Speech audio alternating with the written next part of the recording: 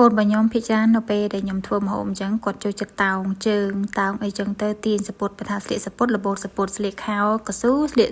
លបូតកខោកស៊ូបើសិនជាយើងស្លៀកខោអីរៀងដាក់លេវអីហ្នឹងអត់អីទេប៉ុន្តែពេលយើងធ្វើម្ហូបហ្នឹងគឺដល់វគ្គគាត់ត្រូវតោងហើយអញ្ចឹងមានតែវិធីមួយដើម្បីកុំឲ្យគាត់តោងលុះត្រាតែខ្ញុំដាក់កៅអីក្បែរខ្ញុំហ្នឹងឲ្យគាត់ឈរចិត្តបន្លែមួយខ្ញុំមានកបិតឲ្យគាត់ចិត្តប៉ុន្តែថ្ងៃនេះអត់បានយកកបិតឲ្យចិត្តទេអញ្ចឹងហើយក៏ដាក់នៅលើតុកន្លែងយើងចិត្តបន្លែហ្នឹងទៅធ្វើម្ហូបហ្នឹងគេអង្គុយនៅលើហ្នឹងគេរៀបចំលេងផ្លែឈើលេងអីនៅលើយើងដាក់ឡើងចានផ្លែឈើទុកញ៉ាំហ្នឹងទៅហើយមានតែវិធីហ្នឹងឯងដើម្បីឲ្យអាច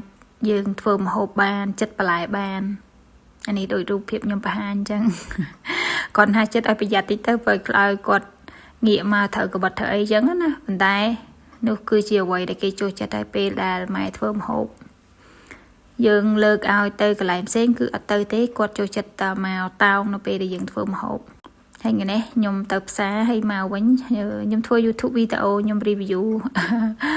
ព្រោះខ្ញុំតែងតែមើលវីដេអូរបស់ស្ត្រីមេផ្ទះនៅស្រុកគេពីច្រើនគេចូលចិត្តធ្វើវីដេអូថាអាទិត្យនេះចំណាយអស់ម៉ែនហើយគេទិញបានអីខ្លះអញ្ចឹងខ្ញុំមើលជក់មែនតើដល់ពេលអញ្ចឹងទៅក៏បែកគំនិតថាបើនិយាយពីប្រៀបធៀបពីកាលមុនហើយនឹងសម័យឥឡូវវិញកាលមុន100 200យើងទិញម្ហូបបានច្រើនណាដល់ពេលឥឡូវវិញអត់សូវទិញបានច្រើនទេអញ្ចឹងខ្ញុំគិតថាខ្ញុំនឹងកត់ត្រាវីដេអូនឹងទុកក្នុង YouTube មើលហើយយើងចង់ងាកមកមើល10ឆ្នាំក្រោយទៀតមើលតើវាខុសគ្នាច្រើនប៉ុណ្ណាអញ្ចឹងហើយក៏បែកគំនិតធ្វើជាវីដេអូអញ្ចឹងទៅ